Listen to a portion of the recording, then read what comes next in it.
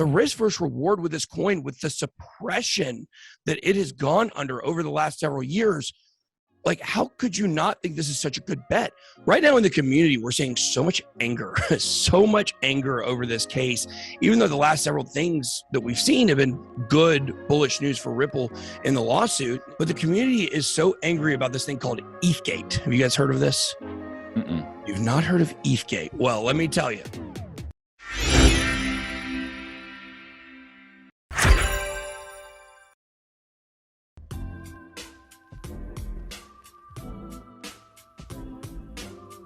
All right. Welcome back, everybody, to Altcoin Daily. My name's Austin, here with Aaron, back again with Ben Armstrong of BitBoy Crypto.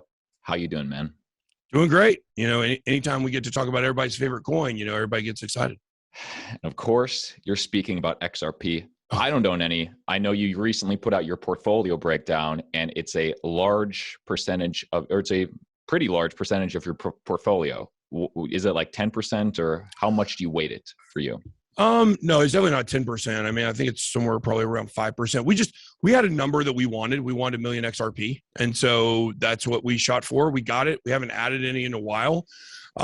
Certainly, you know, would be nice to add more of every coin at every given moment of every day, but sometimes you got decisions to make. And so we're comfortable with, you know, the amount of XRP that we do have. Now we will be doing, I've teased this like quite a bit, but down the road later this year, we will be doing some XRP NFTs. We got something really exciting going on with that. So, you know, we'll probably be able to bring some, you know, more XRP into our portfolio at that point. But, you know, overall, we put our money where our mouth is. And, you know, when we say we are behind a coin, we have it big represented in our portfolio. So, I mean, for the past year, 2 years, whatever, Ripple is being sued by the SEC. As of right now, where are we in that case? Who knows? You know, right? That's a great question, everybody's. Well, you know, where this is right now is you've got two kind of different ways this is running. Number one, you have the way the narrative's running through the community, and then you also have what's actually happening in the court case. So right now in the community, we're seeing so much anger, so much anger over this case, even though the last several things that we've seen have been good, bullish news for Ripple in the lawsuit. And of course, you see all the stuff Ripple's doing around the world, you know, with their ODL and RippleNet, and of course, XRPL with NFTs, even though it's not directly connected to Ripple Labs, you know, we all associate them together. There's been a lot going on with that, but the community is so angry about this thing called ETHgate. Have you guys heard of this? You've not heard of ETHgate? Well, let me tell you. ETHgate is basically this idea that the SEC took payment from, William Hinman took payment from a organization, I think it was an attorney or, you know, maybe an accounting firm, whatever it is, $15 million right around the time that he said Ethereum is not a security. The SEC says he was just running with that. So he got a $15 million payment around that time. Now, it's not uncommon in the world of, you know, corruption in our political system or inside of our, the organizations of our government, like the NSA or the CIA or the, you know, IRS, whatever it might be, the SEC, CFTC, there's bribes everywhere. This is from the Ethereum Alliance. The organization was associated with the Ethereum Alliance, not the Ethereum Foundation. The XRP army is livid at this because they believe that what occurred is that William Hinman was paid off in Ethereum to add that into the speech about Bitcoin not being a security. And then right after that, you know, starting to unfairly go after Ripple because they didn't have the same kind of protection. Now, there's a lot of this theory that is accurate for sure. But at the end of the day, there's still quite a bit of conjecture you've got to get. You have to make to get to that point where you believe that, you know, this was directly from Ethereum and somehow the founders are involved. The conspiracy runs like really wide. Here's why we're seeing this really permeate. The community is just so mad because Ethereum's getting ready to run again. Ethereum is getting ready to go on a massive run. It looks like if we do go bullish, the merge is coming over the summer, and once again, the XRP holders are still beholden to the SEC and what they're going to do in the case, and go through another time where coins are pumping, and it has to be repressed and suppressed.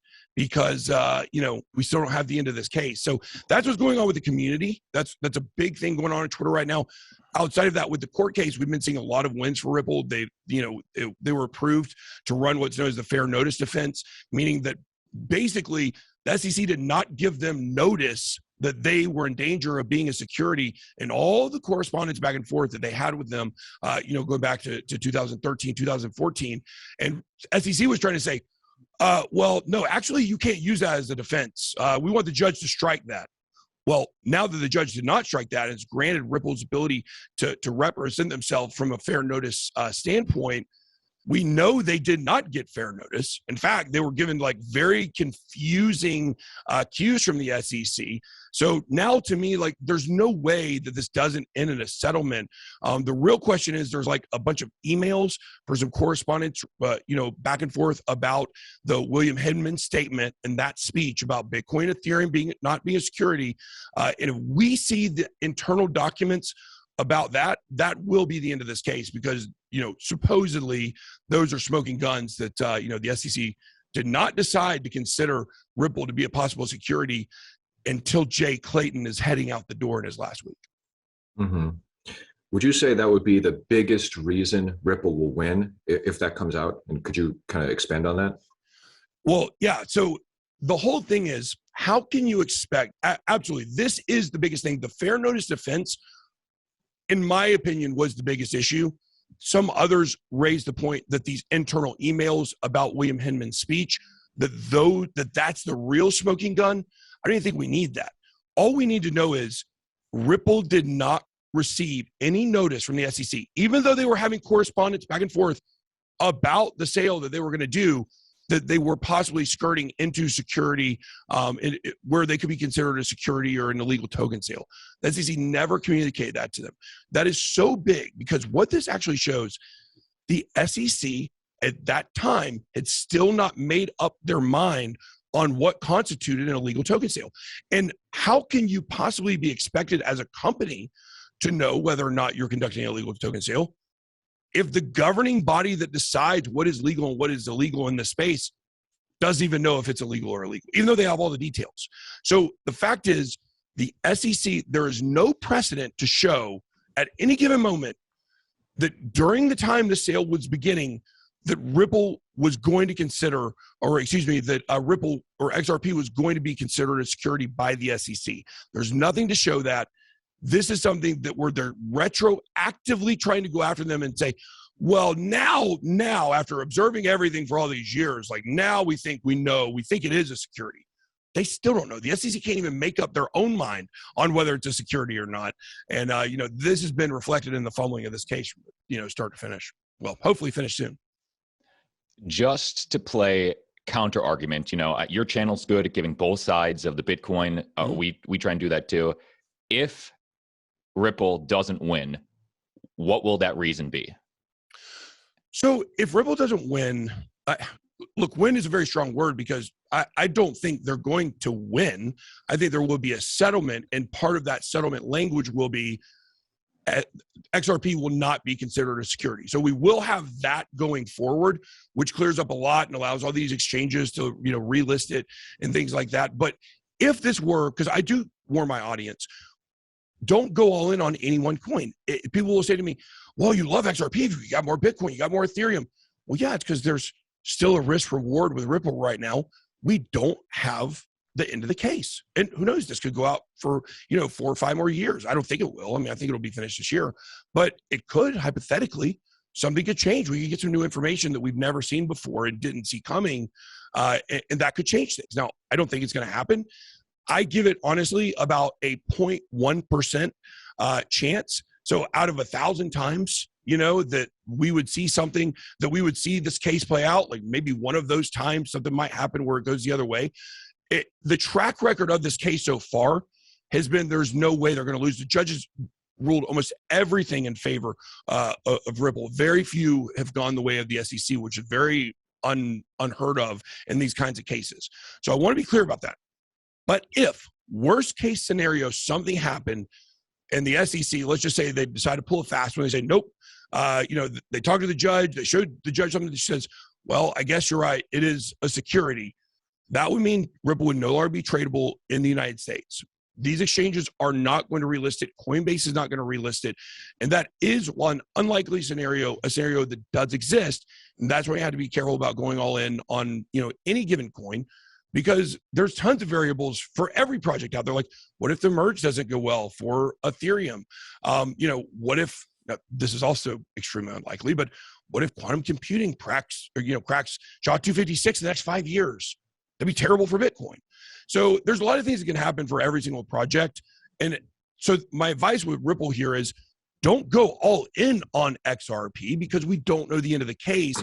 Doesn't mean you can't make smart decisions of dollar cost average or whatever it may be, but don't go all in on something that's such an unknown wild card right now, even though we feel like we know where it's going. Brad Garlinghouse has also said, if it is considered a security, that Ripple can exist without the XRP token. Of course, that's not what the community wants to hear, I think that's what the Bitcoin maximalist has been saying too. Yeah, of course. That's what they say, because they think the whole world runs, without tokens except for Bitcoin. Yeah. So, they made that argument, and their whole thing is like, well, what's the value of every coin? Every coin's not a currency, yada yada yada. We get into all that another time, but point being here is that when it comes to this case, it's very unlikely that we'll go the other way, but just make sure you're smart and hedge your bets. Do you think it's crazy that, Austin made it clear at the top of this interview, he doesn't own any XRP? This guy's in crypto. This guy's into crypto. He doesn't own any XRP. Is that crazy?